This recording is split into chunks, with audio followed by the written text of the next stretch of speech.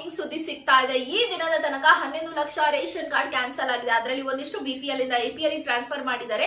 So ಇನ್ನು ಒಂದಿಷ್ಟು ರದ್ದೆ ಮಾಡಿದ್ದಾರೆ. ಇನ್ನು ಮುಂದೆ ಯಾವ ಸ್ಕೀಮ್ಸ್ ಹಣ ಕೂಡ ಅವ್ರಿಗೆ ಸಿಗೋದೇ ಇಲ್ಲ.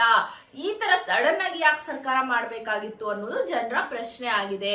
ಅವ್ರಿಗೆ 5 ಗ್ಯಾರಂಟಿ ಯೋಜನೆಗಳನ್ನ ಕೊಟ್ರು, ಹಣ ಕೊಡ್ತಿದ್ದಾರೆ. ಪ್ರತಿ ತಿಂಗಳು 2,000 ಗೃಹಲಕ್ಷ್ಮಿದು ಅಕ್ಕಿ ಹಣ ಕೊಡ್ತಾ ಇದಾರೆ. ಇದನ್ನೆಲ್ಲ ಕೊಡ್ಬೇಕಾಗುತ್ತಲ್ಲ ಅಂತ ಇವಾಗ ಇವರು ಫೈಂಡ್ ಔಟ್ ಮಾಡ್ತಾ ಇದಾರೆ. ಅವ್ರು ಹೇಳಿರೋ 6 ಮಾನದಂಡ ಯಾರು ಫಾಲೋ ಮಾಡ್ತಿದ್ದಾರೆ, ಯಾರಿಲ್ಲ ಅನ್ನೋದನ್ನ ಯಾಕೆ ಚೆಕ್ ಮಾಡ್ಬೇಕು, ಇವಾಗ ಯಾಕೆ ಮಾಡ್ಬೇಕು, ಇಷ್ಟು ಮುಂಚೆನೆ ಮಾಡ್ಬೋದಿತ್ತಲ್ಲ ಅಂತ ಜನರು, ಒಂದು ವಿರೋಧ ಪಕ್ಷದವರು ಅಭಿಪ್ರಾಯ ವ್ಯಕ್ತಪಡಿಸ್ತಾ ಇದಾರೆ. ನಿಮ್ಗೆ ಏನ್ಸುತ್ತೆ ಕಮೆಂಟ್ ಮಾಡಿ ತಿಳಿಸಿ. ಯಾಕಂದ್ರೆ 15ನೇ ಕಂತಿನ ತನಕ ಹಣ ಬಂದಿದೆ. ಎಷ್ಟು ಜನ ವೇಟ್ ಮಾಡ್ತಿದ್ರೆ, ಬಟ್ ನೋಡಿದ್ರೆ ಕ್ಯಾನ್ಸಲ್ ಆಗ್ತಾ ಇದಾರೆ ರೇಷನ್ ಕಾರ್ಡ್.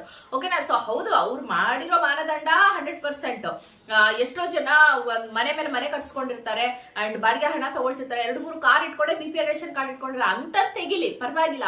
ಬಟ್ ಕಡು ಬಡವರದು ಕೂಡ ತೆಗ್ದಿದ್ದಾರೆ, ಇದ್ರಲ್ಲಿ ಇನ್ವಾಲ್ವ್ ಆಗಿದೆ. ಸೊ ಅದನ್ನ ಸರ್ವೆ ಮಾಡಿ ತೆಗಿಬೇಕಾಗಿತ್ತು. ಅದನ್ನ ಇವಾಗ ಹೇಳ್ತಾ ಇದಾರೆ ಸರ್ಕಾರ, ಓಕೆಪ್ಪ ನಾವು ಕ್ಯಾನ್ಸಲ್ ಅಂತೂ ಮಾಡ್ಬಿಟ್ಟಿದೀವಿ, ಮನೆ ಮನೆಗೆ ಸರ್ವೆ ಬರ್ತೀವಿ, ಯಾರ್ಯಾರು ಕ್ಯಾನ್ಸಲ್ ಆಗಿದೋ ಅವ್ರವ್ರ ಮನೆಗೆ ಸರ್ವೆ ಮಾಡ್ತೀವಿ. ನಾವ್ ಏನು 6 ಮಾನದಂಡಗಳು ಹೇಳಿದ್ವಿ ಅದು ಫಾಲೋ ಮಾಡೋದಿತ್ತು ಅಂದ್ರೆ ಅವ್ರಿಗೆ ನಾವು 100% ಕೊಡ್ತೀವಿ, ಇಲ್ಲ ಅಂದ್ರೆ ಇಲ್ಲ ಅಂತ ಹೇಳ್ತಾ ಇದಾರೆ. ಸೊ ಯಾರ್ಯಾರು ಕ್ಯಾನ್ಸಲ್ ಆಗಿದೆ ಚೆಕ್ ಮಾಡ್ಕೊಳ್ಳಿ.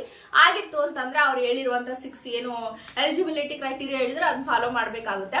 ಸದ್ಯಕ್ಕೆ ಇಷ್ಟು ಮಾಹಿತಿ ಆಗಿದೆ. 15ನೇ ಕಂತಿನ ಹಣಕ್ಕಿಂತ ಈ ರೇಷನ್ ಕಾರ್ಡ್ ತೆಗೆಯೋದೇ ಒಂದು ದೊಡ್ಡ ಕೆಲಸ ಆಗಿದೆ. ನಮ್ಮ ಹಾವೇರಿಗೂ ಅಷ್ಟೇ ಒಂದು 5,000 ರೇಷನ್ ಕಾರ್ಡ್ಗಳು ಕ್ಯಾನ್ಸಲ್ ಆಗಿರುವಂತದ್ದು.